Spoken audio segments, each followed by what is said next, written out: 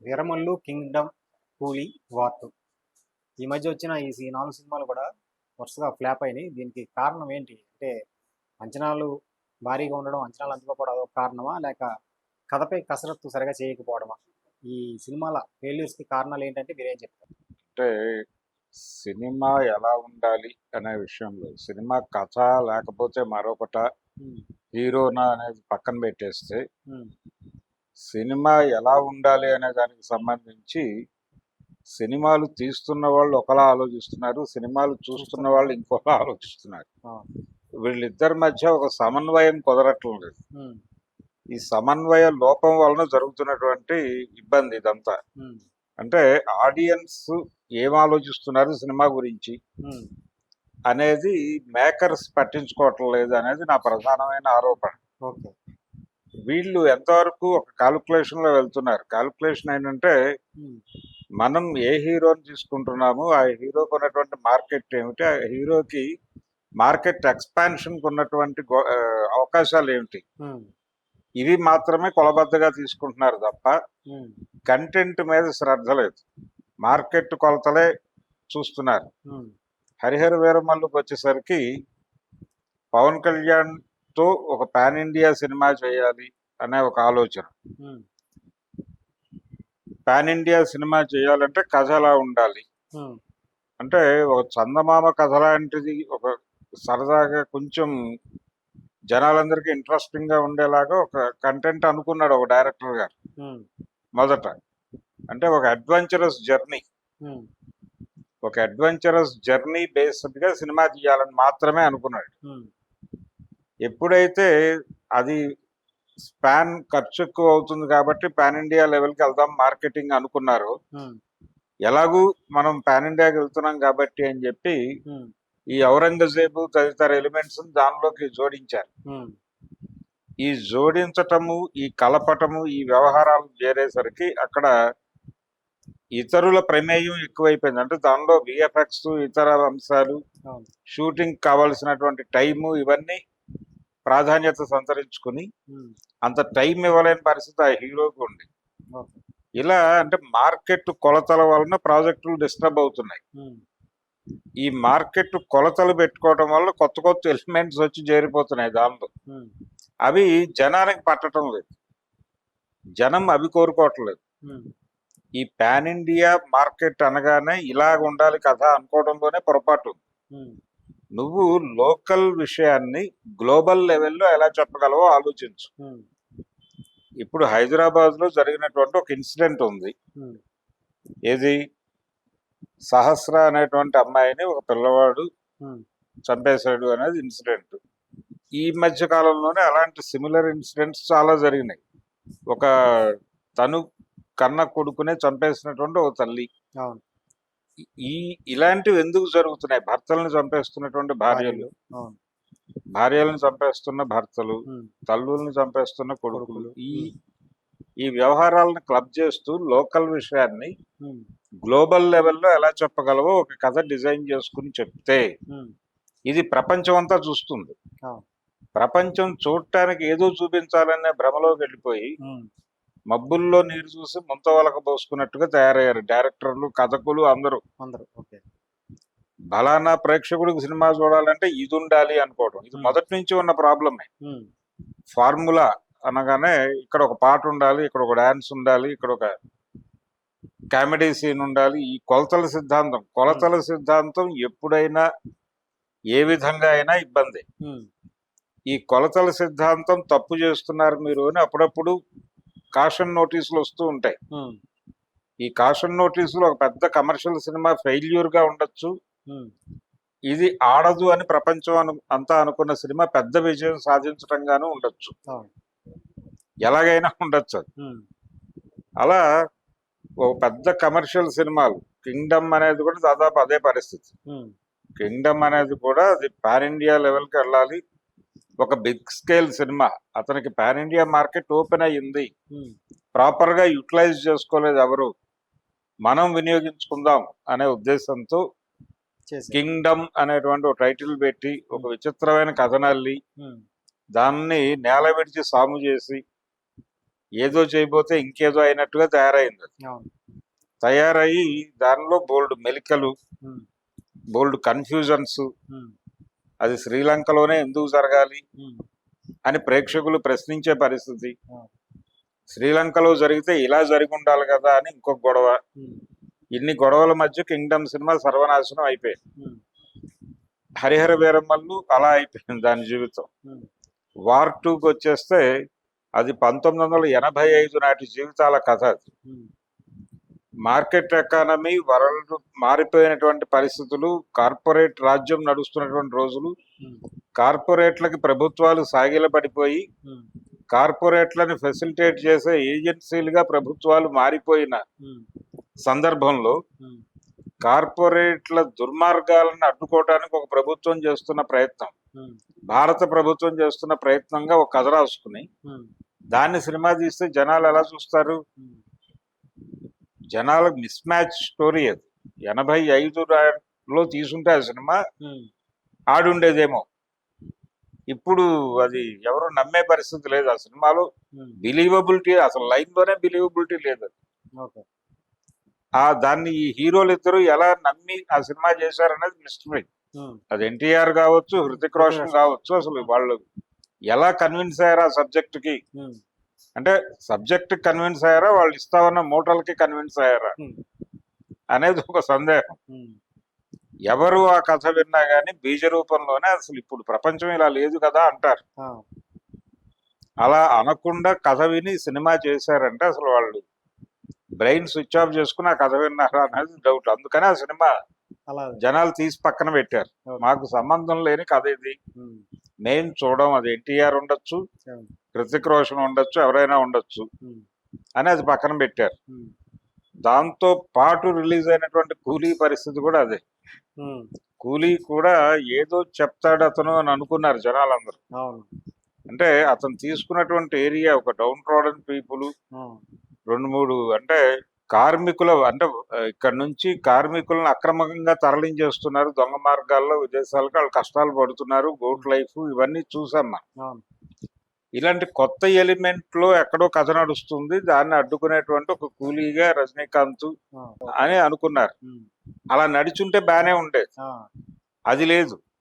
అది లేకపోగా ఉమ్, ఒక మెడికల్ స్కాము, ఒక మాఫియాతో లింక్ చేసి ఉమ్, ఒక person. అదేదో కొత్తగా ఉందని అనుకుని ఆ, తను అనుకుని ఒక చైర్ డ్రామా ఒకటి పెట్టి దానిలో, ఉమ్, అంటే బాడీని తొందరగా యాషెస్ చేసేస్తే ఉమ్, స్పేస్ కన్జంప్షన్ వస్తుంది, స్పేస్ మిగులుతుంది కదా అన్న పద్ధతిలో ఉమ్, ఓ సిద్ధాంతం ఒకటి తయారు చేసి ఉమ్, అది ఎవరో కనిపెడితే దాన్ని ఇంకెవడో ఇంకో పర్పస్ కోసం ఉమ్, వాడుకునే ప్రయత్నం చేయటం అనేది చాలా సిల్లీగా నడిచిన వ్యవహారం. ఉమ్, దానికోసం ఒకళ్ళని చంపేయటం, యుద్ధం చేయటం, ఉమ్, ఆ ఎందుకు చంపారో క్లారిటీ ఉండదు. ఉమ్, సత్యరాజ్ క్యారెక్టర్ ఎందుకు ఎండ్ అయిందో ఎవరికి క్లారిటీ లేదు. అవును. ఎందుకు చెప్పేశారు? ఆ డైరెక్టర్ కి క్లారిటీ ఉందేమో తెలియదు.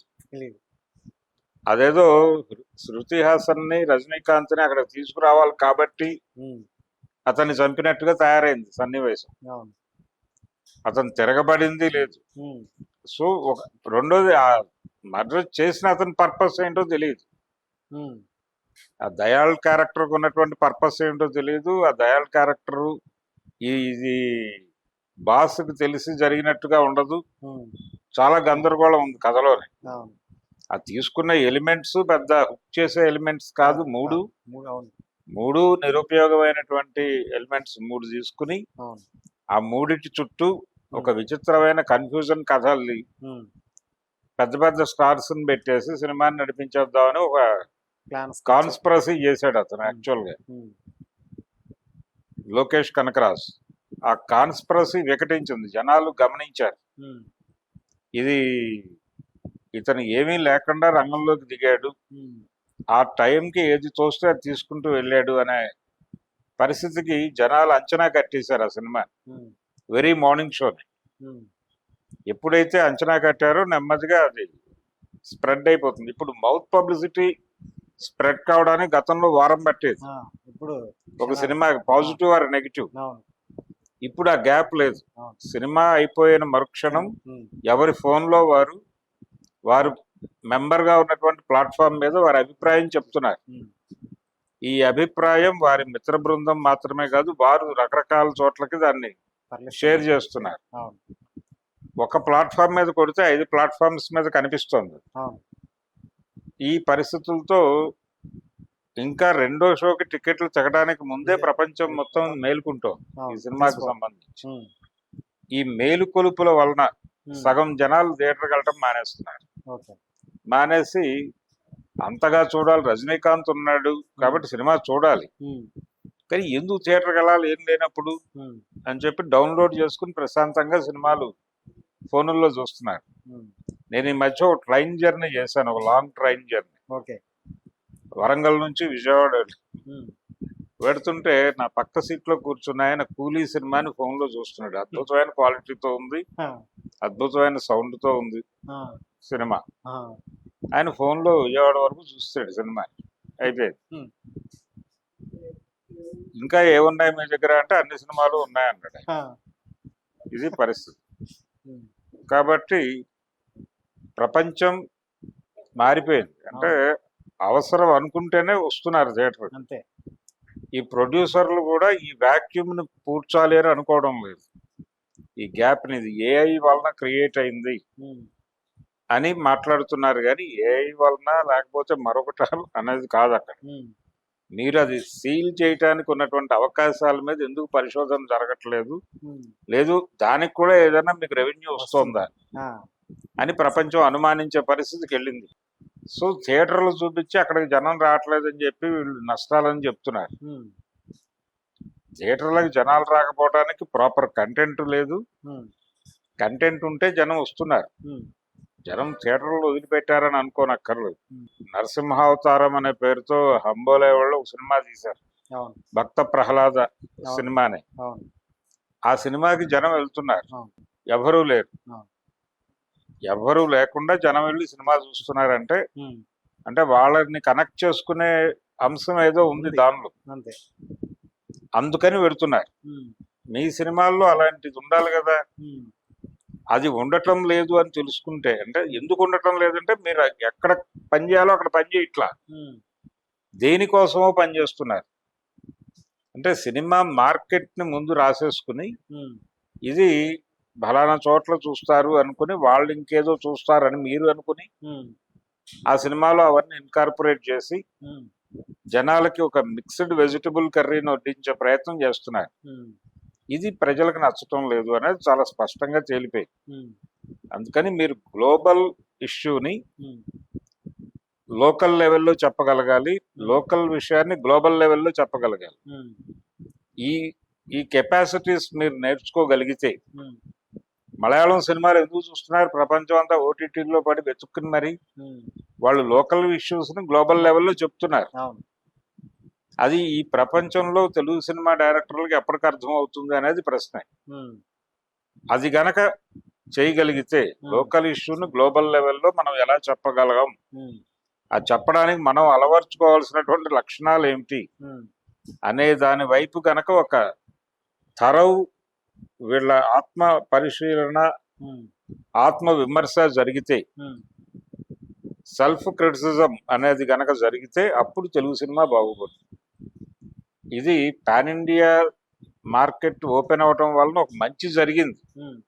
కానీ దాన్ని మించిన చెడు జరుగుతోంది. ఓకే. ఆ మించిన చెడునే మనం ఇప్పుడు చూసాం. ఉమ్. హరిహర వీరమల్లు కావచ్చు, కింగ్డమ్ కావచ్చు, ఆ రెండు సినిమాలు డిజాస్టర్ కావడానికి అదే కారణం. ఆ. వార్ 2 పైనుంచి కిందకి రావడానికి ఒక కసరత్తు చేసి, ఉమ్. అంటే గ్లోబల్ లెవెల్ నుంచి లోకల్ మార్కెట్లను పట్టుకోవడం కోసం ఉమ్. చేసిన ఒక విఫల ప్రయత్నం అది ఉమ్. వార్ 2. ఉమ్. కూలీ కూడా దాదాపు అదే పరిస్థితి. వాళ్ళు తమిళ నుంచి బిగ్ మార్కెట్ ఓపెన్ చేయాలి, మనం మొదట 1000 కోట్లు. మార్కెట్లు తెరిచింది మనమే, ఆ. మనమే వెనకబడి ఉన్నాం. ఈ రేసులో మనం ముందుకు పరిగెట్టాలంటే ఏం చేయాలి ఉమ్. అనే ప్రోగ్రామ్ ఉంది, కానీ ఉమ్. దానికి ఏం చెయ్యాలో అనే దాని మీద కాన్సన్ట్రేషన్ లేదు, ఉమ్. శ్రద్ధ లేదు. ఉమ్. అందుకని ఇది ఒక రకంగా అలర్ట్ చేసింది ఈ పరిస్థితి ప్రపంచాన్ని. ఆ అలర్ట్నెస్ వల్లనే చిరంజీవి గారు ఆ సినిమాని వాయిదా ఏది విశ్వంభర ఉమ్. కొంచెం ప్రాపర్ కేర్ తీసుకుని ఆ. లూజ్ ఎండ్స్ లేకుండా సినిమాని టైట్ గా, మంచి క్లారిటీ. అంటే శత్రు దుర్భేద్యంగా మార్చి రిలీజ్ చేద్దాం ఉమ్. సాయశక్తుల అంటే అష్టదిగ్బంధనం చేసి అనే ఒక రాఘవేంద్ర అలా చేసి ఆ సినిమాని రిలీజ్ చేయాలనే ప్రయత్నంలో ఉన్నారు ఆయన. అవును. ఇది ప్రతిసారి జరుగుతుంది. అంటే ఒక హిట్ అంటే ఎవరు మాట్లాడుకోని సినిమా, ఎవరికి తెలియని సినిమా హిట్ అయినప్పుడు కూడా భయపడతారు వీళ్ళు. ఉమ్, ఇప్పుడు ఈ నరసింహావతారం అనే సినిమా అలా భయపెడుతోంది ప్రపంచాన్ని. ఎవరు ఊహించలేదు. ఇప్పుడు 1980లో ఎన్టీ రామారావు గారు డ్యూయల్ రోల్ సినిమాలు మొదలైనవి. ఉమ్, డ్యూయల్ రోల్స్ అంటే ఒక పెద్ద పాత్ర, ఒక చిన్న పాత్ర. ఉమ్, చిన్న పాత్రలో డాన్సులు, ఫైట్లు ఉంటాయి, పెద్ద పాత్రలో కథ ఉంటుంది అన్నట్టుగా ఉంటుంది. ఉమ్, సర్దార్ పాపారాయుడు కావచ్చు, ఉమ్, ఆ సినిమాలన్నీ అప్పుడే మొదలైనాయి. ఉమ్, 80లోనే 80వ సంవత్సరం నుంచి 83లో ఆయన వెళ్ళిపోయాడు 82కి. ఆ 2 ఏళ్ళు, ఆ 2.5 ఏళ్ళు నడిచిన సినిమాలన్నీ ఇవే. కొండవీటి సింహం, జస్టిస్ చౌదరి, అవును. ఇవన్నిట్లోనూ ఆయన అదే. 2 పెద్ద క్యారెక్టర్లు ఉంటాయి, ఒక క్యారెక్టర్ కథ ఉంటుంది, కొడుకు పాత్ర సరదాగా ఉంటుంది. మోహన్ బాబు చేశాడు. ఆ, ఇదే ఫార్ములాలో వెళ్ళారు. అవును. ఈ ఫార్ములా పని చేయటానికి, అంటే ఈ ఫార్ములా డిజైన్ చేయడానికి కారణం శంకరాభరణం సినిమా హిట్ అవటం. ఓకే. 80 ఫిబ్రవరిలో ఆ సినిమా రిలీజ్ అయ్యి పెద్ద హిట్ అయింది. ఉమ్, ఆ సినిమా ప్రివ్యూకి పిలిచారు రామారావు గారిని రమ్మని. ఉమ్, ఆయన నేను ఒక అరగంట చూస్తానని చెప్పి వెళ్ళి మొత్తం సినిమా చూశాడు. ఓకే. అంటే అరగంట కంటే టైం లేదు నాకు, ఆ, ఒక అరగంటలో మీరు కంప్లీట్ చేసేయాలి సినిమా అనే వెళ్ళి ఆ, మొత్తం సినిమా చూశాడు ఆయన. ఆ, చూసి అంటే ఒక చిన్న రికమెండేషన్ కోసం పిలిచారు ఆయన. ఆయన అది పని చేశాడు వాళ్ళకి. ఉమ్, ఆ పని అయిపోయింది, కానీ ఆయన అప్పుడు కూడా అంచనా లేదు ఆయన. ఉమ్, ఓ మంచి సినిమా చూసామనే ఫీల్ అయ్యి, ఆ, అది రిలీజ్ అయ్యి హిట్ అయిన తర్వాత ఆయన ఈ సినిమాలు ఆడుతున్నాయి అంటే ఆ, అంటే ఆడియన్స్ స్థాయి మనం అనుకున్నట్టుగా లేదు ఉమ్, అని, ఆడియన్స్ స్థాయి పెరిగింది అనే విషయం ఉమ్, ఐడెంటిఫై చేసిన తర్వాతే ఉమ్, కథ ఉన్నట్టుగా సినిమాలో ఒక భ్రమ కల్పించాలి ఉమ్, అనే ఐడియాకి వచ్చిన తర్వాత ఈ సినిమాలన్నీ పుట్టాయి. ఉమ్, ఈ సర్దార్ పాపారాయుడు, ఉమ్, జస్టిస్ చౌదరి, కొండవీటి కొండవీటి సింహాలు, ఉమ్, ఇవన్నీ ఆ వరుసలో ఉమ్, వచ్చినటువంటి కథలు. ఉమ్, అందుకని ప్రతి సందర్భంలోనూ ఉమ్, ఏ స్టార్ కాస్ట్ లేని సినిమా రిలీజ్ అయ్యి పెద్ద హీరోలను భయపెడుతుంది. ఇప్పుడు నరసింహావతారం భయపెడుతోంది, ఉమ్, ఆ రోజున శంకరాభరణం భయపెట్టింది. ఓకే. అలాగే ఒక పెద్ద సినిమా డిజాస్టర్ అయి కూడా భయపెడుతుంది. ఉమ్, చిరంజీవి గారికి ఒకసారి వరుస ఫెయిల్యూర్స్ వచ్చినాయి. ఆ, ఏది హిట్లర్కి ముందు ఉమ్, రిక్షా ఓడు ఇలాంటి సినిమాలన్నీ వరుస ఉమ్, ఫెయిల్యూర్స్ వచ్చినాయి. ఉమ్, ఈ వరుస ఫెయిల్యూర్స్ వచ్చినప్పుడు ఆయన కూడా ఒక ఆత్మ పరిశీలనలో పడ్డాడు, చేసుకున్నారు. ఆత్మ విమర్శలో పడ్డాడు, సినిమా ఎలా ఉండాలి అని. అవును. అంటే మనం మాత్రమే అని కాదు, ఉమ్, మనతో పాటు మిగిలిన పాత్రలు ఉమ్, అనే అభిప్రాయంతో హిట్లర్ సినిమా చేశాడు ఆయన. ఆ, మళ్ళీ సక్సెస్ ట్రాక్ ఎక్కింది Track, విషయం. ఆ. ఇలా ప్రతి సందర్భంలోనూ ఒక మార్పు ఎక్కడో జరుగుతుంది. ఉమ్, ఆ మార్పు ఇప్పుడు నరసింహావతారం అనే సినిమా ఉమ్, పరిశ్రమలో ఒక మార్పుకు నాంది పలుకుతుంది అనుకోవచ్చు. ఓకే. కథలు లేకపోవటం, సరైనటువంటి లైన్ లేకపోవటం, ఉమ్, అంటే ఎలివేషన్స్ మీద ఆధారపడటం, ఉమ్, మార్కెట్ కొత్త మార్కెట్లోకి వెళ్తున్నాము అని అనుకుని కొత్త మార్కెట్ కోసం కొన్ని ఎలిమెంట్స్ వీళ్ళు అనుకుని ఉమ్, జోడించటం, ఉమ్, ఈ విన్యాసాల వలన జరుగుతున్నటువంటి నష్టం అది. ఉమ్, లోకల్ మార్కెట్ వరకే కన్ఫైన్ చేసిన సినిమాలు ఇబ్బంది పడలేదు. ఉమ్, ఇప్పుడు చిరంజీవి గారు చేస్తున్నటువంటి సినిమాలు కూడా, ఉమ్, ఆయన చేస్తున్నటువంటి ఇప్పుడు మన శంకర్ వరప్రసాద్ గారు. గారు ఉమ్, అనే సినిమా కూడా అది లోకల్ మార్కెట్ సినిమా గానీ చెప్తున్నారు. అవును. వాళ్ళు మాకేమీ ఆశలు ఉన్నాయని అంటలేదు. ఉమ్, అది వర్కౌట్ అయ్యే సీన్ కనిపిస్తుంది. అవును. పండగ కావచ్చు, ఏదైనా కావచ్చు, అది వర్కౌట్ అయ్యే కంటెంట్ లా అనిపిస్తుంది. అది చాలు, ఉమ్, ఆ మేరకు చాలు. ఆ, ఈ లెవెల్లో అంటే ఒక క్లారిటీతో సినిమా తీయాలి. ఉమ్, క్లారిటీ మిస్ అయిన ప్రతిసారి కన్ఫ్యూజన్, ఆ కన్ఫ్యూజన్ తో జనం దగ్గరికి వెళ్తే వాళ్ళు తిరస్కరించటం. ఉమ్, అక్కడ పవన్ కళ్యాణ్ ఉన్నాడా, ఎన్టీఆర్ ఉన్నాడా, ఇవన్నీ చూడట్లేదు జనం. ఉమ్, సినిమా మాకు ఎంగేజింగ్ గా లేదు, మేము ఎందుకు చూడాలి ఈ సినిమా అంటారు. ఎవరైనా కావచ్చు. ఉమ్, చిరంజీవి గారికి కూడా అనుభవం ఉంది, అవును. ఆయన 2 సార్లు అనుభవించాడు. అందుకనే ఆ అనుభవం కనిపిస్తుంది ఇప్పుడు ఆయన చేస్తున్నటువంటి సినిమాలు చూస్తే. అవును. అలా ఎప్పటికప్పుడు రిఫ్రెష్ అవడం కాకుండా ముందు తెలుగు డైరెక్టర్లు ఉమ్.